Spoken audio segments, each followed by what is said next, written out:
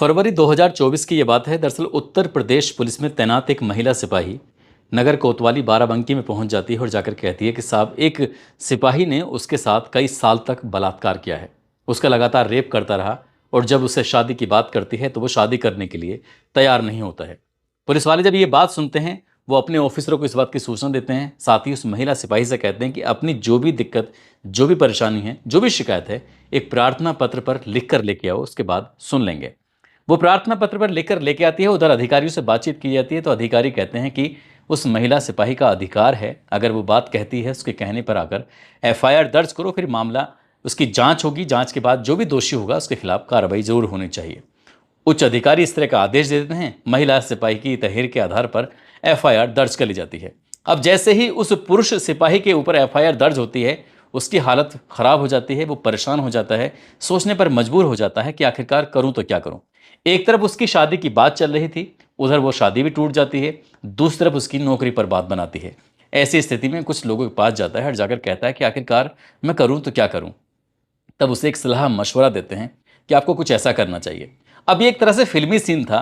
दरअसल उस सिपाही ने उस महिला सिपाही का हाथ पकड़ा, हाथ पकड़ने के बाद सीधा मंदिर में लेके जाता है और मंदिर में ले जाने के बाद कहता है कि ये मैं भगवान को साक्षी मानते हुए तो मैं तुम्हें आज से अपनी धर्म पत्नी के रूप में स्वीकार करता हूँ, और उसकी मांग में वो सिंदूर भर देता है। जैसे ही उस लड़की ने ये बात सुनी, देखी, उसे बड़ा अच्छा लगता है। 7 साल से लगातार जिस सपने का वो इंतजार कर रही थी, वो सपना तो उसका पूरा हो जाता है। इसके बाद मामला मजिस्ट्रेट के सामने जाता है और 164 के जब बयान हो रहे थे तो वो महिला सिपाही कहती है कि साहब, मैं कोई कार्रवाई नहीं चाहती हूँ, क्योंकि हम दोनों ने अब शादी जो कर ली है। बस बात ये आई गई हो जाती है, सब अपने अपने काम पर लौट जाते हैं। और इस कहानी का ऐसा लग रहा था जैसे क्या एक हैप्पी एंडिंग हो चुका है, लेकिन कहानी असल में यहीं से शुरू होती है और एक कत्ल होता है, वो भी बहुत भयानक रूप में। हालांकि इस घटनाक्रम का खुलासा होता है, और जब खुलासा होता है तो लोगों को यकीन नहीं हो रहा था कि जो रक्षक था आखिरकार वो भक्षक कैसे बन सकता है। आदाब, नमस्कार, सत श्री अकाल। मैं उस्मान सैफी। आज की जो सच्ची घटना मैं आपको सुनाने जा रहा हूँ, ये सच्ची घटना है उत्तर प्रदेश के जिला बाराबंकी का एक थाना लगता है मिसोली, और मिसोली थाना क्षेत्र का एक गांव लगता है बिंदोरा।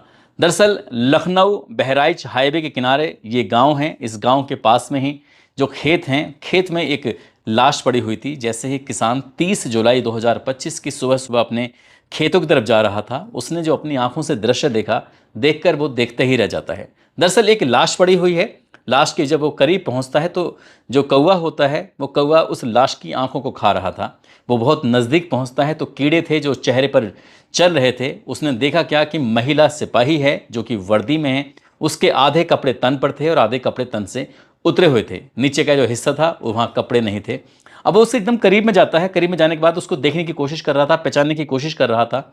वो समझ जाता है कि कुछ ना कुछ भयानक हुआ है, बुरा हुआ है, क्योंकि उस महिला सिपाही का जो चेहरा था वो पूरी तरह से जला हुआ था, झुलसा हुआ था। ऐसा लग रहा था किसी ने इसको जलाने की कोशिश की है। इसके बाद उसने पुलिस को सूचना दी, और जैसे ही वो पुलिस को सूचना देता है तो नज़दीकी पुलिस स्टेशन जो लगता है यहाँ का मिसोली, वहाँ के एसएचओ होते हैं सुधीर कुमार, अपनी टीम के साथ पहुँच जाते हैं।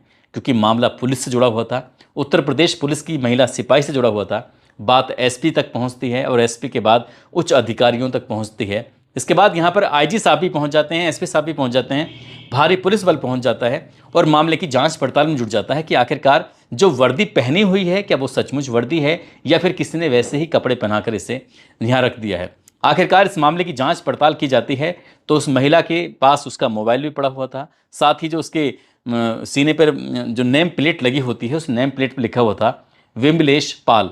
आखिरकार विमलेश पाल के बारे में जब जानकारी जुटाने की कोशिश की जा रही थी तो ये पता चलता है कि साल 2017 बैच की ये महिला सिपाही होती है और फिलहाल बाराबंकी का एक थाना लगता है सुबेहा थाने में इसकी तैनाती होती है। जब सुबेहा थाने में जब फ़ोन किया जाता है, जानकारी जुटाई जाती है, तो बताया जाता है कि 27 जुलाई 2025 से वो लापता है। दरअसल उसकी ड्यूटी लगी हुई थी जो कि थाना रामनगर लगता है। रामनगर थाना क्षेत्र के इलाके में एक लोधेश्वर महादेव मंदिर है, वहाँ के गर्भगृह में उसकी ड्यूटी लगी हुई थी। और 27 जुलाई 2025 को दोपहर 3 बजे के आसपास उसको ड्यूटी अपने वहाँ करने के लिए जाना था। लेकिन बाद में पता चलता है कि उसने ड्यूटी पर जाती ही नहीं है, वहाँ जब नहीं पहुँचती है। हालांकि उसकी एक और ड्यूटी लगती है जो 29 जुलाई 2025 को एक मजीठा मेला लगता है, वहाँ पर उसकी ड्यूटी थी, वो वहाँ भी नहीं पहुँचती।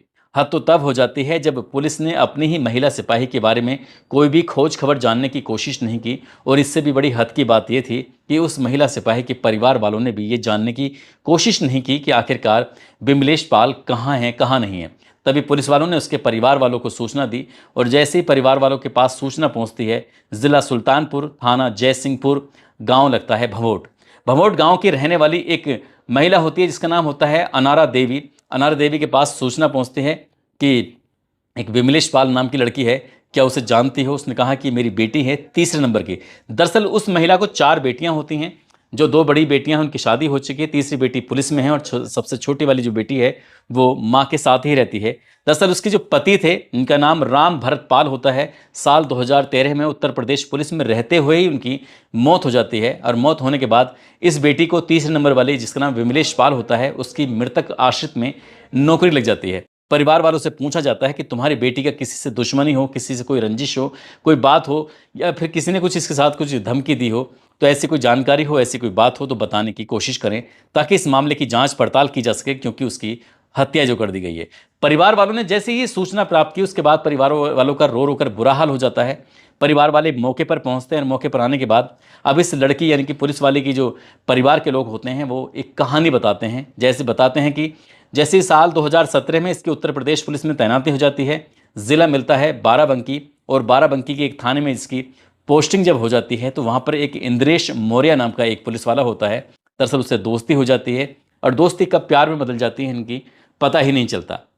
वक्त धीरे धीरे आगे बढ़ रहा था। लड़की अपने परिवार वालों से कहती है कि मैं अपनी मर्जी से शादी करूंगी। परिवार वाले भी इस बात को लेकर बिल्कुल तैयार थे, कोई ऐतराज़ नहीं था। जो भी घर का भरण पोषण होता था इस विमलेश पाल के ऊपर ही डिपेंडेंट थे, सब कुछ था। और छोटी बहन को पढ़ाना, यह सब घर की जो भी जिम्मेदारी होती थी विमलेश पाल ही उठाया करती थी।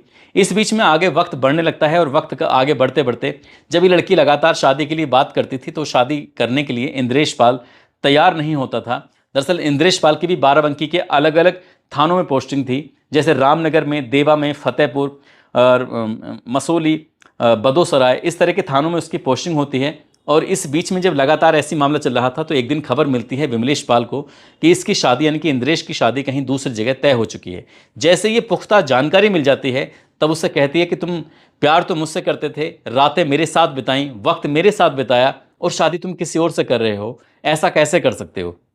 इंद्रेश से वो शिकायत करने लगती है और शादी की डिमांड करने लगती है। उधर उसकी शादी तय हो जाती है। तब इस लड़की को बहुत ज़्यादा गुस्सा आता है। जो महिला सिपाही होती है वो नगर कोतवाली बाराबंकी में जाती है और वहाँ जाने के बाद उसके ऊपर एफआईआर दर्ज करवा देती है। कहती है कि इसने मेरे साथ धोखा किया है, छल किया है और मेरे साथ इसने बलात्कार जैसी घटना को अंजाम दिया है, यानी कि रेप किया है। जब पुलिस इस मामले में एफआईआर दर्ज कर लेती है तब इंद्रेश मौर्य की मुश्किलें लगातार बढ़ती चली जाती हैं। ऐसी स्थिति में कोई उसको सलाह मशवरा दे देता है कि तुम्हें इस भंवर जाल से निकलना है, इसके लिए बस किसी भी तरकीब से ये एफआईआर को ख़त्म करा दो। अगर एफआईआर तुमने ख़त्म कराई तभी तुम्हारी नौकरी बच सकती है, नहीं हो सकता है कि तुम्हें नौकरी से भी हाथ धोना पड़े। इसलिए इंद्रेश मौर्य ने एक चाल चली और चाल कुछ ऐसे चलता है कि वो उस लड़की को लेकर मंदिर में जाता है और मंदिर में जाने के बाद भगवान की मूर्ति के सामने खड़ा होता है और कहता है कि मैं तुमसे शादी कर रहा हूँ, भगवान को साक्षी मानते हुए तुम्हें अपने 7 जन्मों तक साथ रखने का फैसला लेता हूँ। इस बात पर लड़की बेइंतहा खुश हो जाती है। वो कहती है कि मैंने एक सपना देखा था कि जो मेरा दूल्हा होगा वो घोड़ी पर बैठ के आएगा, वो दुल्हन बनेगी और इस तरह से तैयारी होगी, परिवार के लोग इकट्ठा होंगे सब के सब, तो तुम वैसे ही शादी क्यों नहीं कर लेते हो? वो कुछ इस तरह से टाल मटोल कर लेता है और यहाँ से वक्त आगे बढ़ जाता है। इसी बीच में इसका फरमान जारी हो जाता है। इस घटना से यानी कि इस पुलिस वाले की मरने से लगभग 6 या 7 महीने पहले इस पुलिस वाले की पोस्टिंग बाराबंकी से हटाकर हरदोई कर दी जाती है। ऐसी स्थिति में एफआईआर भी उसकी वापस ख़त्म इसलिए हो जाती है क्योंकि मजिस्ट्रेट के सामने ये लड़की जो पुलिस वाली होती है विमलेश पाल, वो बयान दे देती है कि हमने दोनों ने शादी कर ली है, कोर्ट मैरिज हमने कर ली है, इसलिए हम अब कोई लड़ाई झगड़ा कुछ फसाद नहीं चाहते। वो अपने यहाँ चला जाता है, ये अपने यहाँ रह जाती है। अब पुलिस वाले इस व्यक्ति को ढूंढने में लग जाते हैं, आखिरकार ये कहाँ है। जब हरदोई में पता किया जाता है तो पता चलता है कि दरअसल वो 5-6 दिन की छुट्टी लेकर अपने घर गया हुआ है। एक एग्ज़ाम उस दौर में चल रहा था आरओ का, उसकी परीक्षा देने के लिए गया हुआ है। पुलिस ने जब उसके ढूंढने के लिए जाल बिछाना शुरू किया है तो उसके बारे में ये पता चलता है कि वो अलग अलग जगहों पर घूम रहा है। तभी उसकी गिरफ्तारी हो जाती है।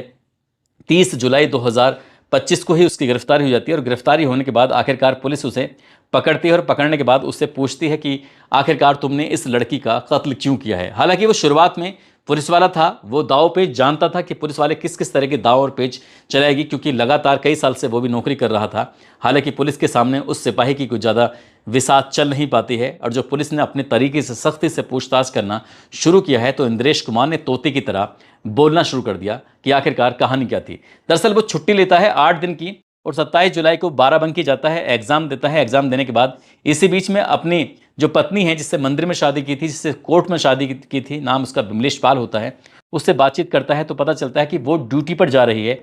और ड्यूटी पर जब उसे जाना है तो बिंदोरा एक पुल होता है, उसके पास से वो गुजरना था। ये अपनी वैगनार कार से आया था और दोनों आमने सामने मिल जाते हैं। सड़क पर खड़े होकर लगभग 10 मिनट तक ये दोनों आपस में बातचीत कर रहे थे, और बातचीत करने के दौरान ही इस महिला सिपाही ने कहा कि मुझे लघु शंका के लिए जाना है, यानी कि यहाँ से थोड़ा सा हाईवे किनारे से थोड़ा दूर चलते हैं। तब वो हाईवे से लगभग 400 मीटर दूर खेतों की तरफ चल जाते हैं, और जाने के बाद वो कहते हैं कि बस मैं अभी आती हूँ लघु शंका करने के लिए। वो निकल जाती है। जैसे ही लघु शंका करने के लिए बैठ जाती है, यानी कि टॉयलेट वगैरह करने के लिए बैठ जाती है, इसी बीच में वो पीछे से आता है। उसके हाथ में एक भारी रोड होती है, रोड को वो पूरी ताकत से उस महिला सिपाही के पीछे से मारता है, और जैसे वो महिला सिपाही को लगती है वो एकदम से गिर जाती है। उसके बाद उसका गला घोंटकर उसकी हत्या कर देता है। हत्या करने के बाद यहाँ से चुपचाप निकल जाता है, और निकलने के बाद सीधा रानी बाजार, फिर त्रिलोकपुर, फतेहपुर, करसी होते हुए यहाँ से रात 1 बजे लखनऊ पहुँचता है।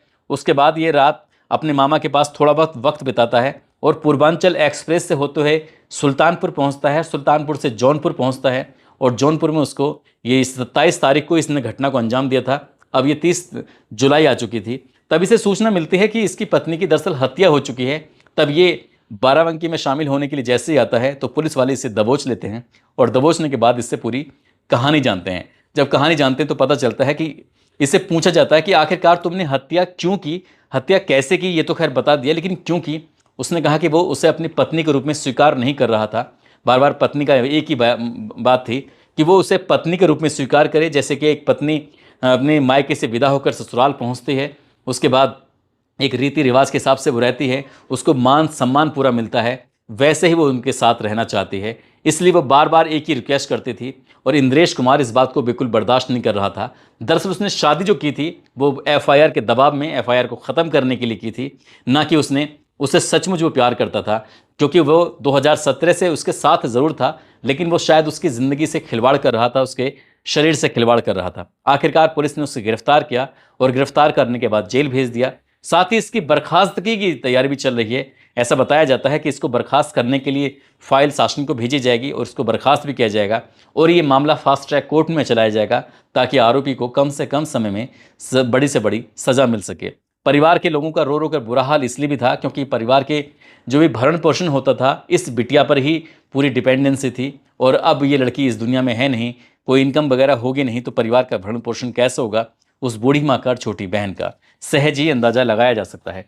दोस्तों, इस पूरे घटनाक्रम को सुनाने का उद्देश्य किसी को परेशान करना नहीं है, किसी का दिल दुखाना नहीं है, बल्कि आपको जागरूक करना है, आपको सचेत करना है। आपको ये भी बताना है कि बहुत सी लड़कियों की महिला सिपाही के तौर पर तैनाती हो जाती है, वो पुलिस विभाग में या अलग अलग कोई से भी विभाग में तैनाती हो जाती हैं, और वहाँ पुरुषों की गिद्धों की तरह उन पर नज़र रहती है। कई गिद्ध ऐसे होते हैं जो उन पर डोरे डालते हैं और उनके प्रेम जाल में फंसाकर उनकी ज़िंदगी पूरी तरह से बर्बाद कर देते हैं। इसलिए ऐसे किसी भी व्यक्ति के चंगुल में न फंसकर ऐसी सामान्य ज़िंदगी जीते रहें, और जहाँ माँ बाप परिवार के लोग कहते हैं वहाँ अच्छी तरह से शादी करें, और वो ज़िंदगी शायद ज़्यादा खुशहाल ज़िंदगी साबित हो सकती है। दोस्तों, जाते जाते RK आज़ाद हैं और सुहाना शेख हैं, आज इनका जन्मदिन है। इनको जन्मदिन की ढेर सारी शुभकामनाएं, बहुत बहुत मुबारकबाद। कुछ लोगों ने नाम लेने की अपील की है, जिसमें अनमोल दीप सिंह हैं, जोया हैं, सरदार पप्पू सिंह हैं, सुशील पांडे, जितेंद्र कुशवाहा, गोपाल चौधरी, आशीष चौधरी, सुमन कुमारी, आनंद विश्वास, मोहम्मद शाहनवाज सैफी, मोहम्मद इमरान, मोहम्मद इजहार, सुमित गुप्ता, भरत परमार, दिलशाद कुरैशी, सुदेश चौधरी, वंदना वर्मा, सुलेखा सिंह, अनस खान, आकाश पटेल, दीपक यादव। आप सब लोग अपना ख्याल रखें, सुरक्षित रहें। जय हिंद, जय भारत।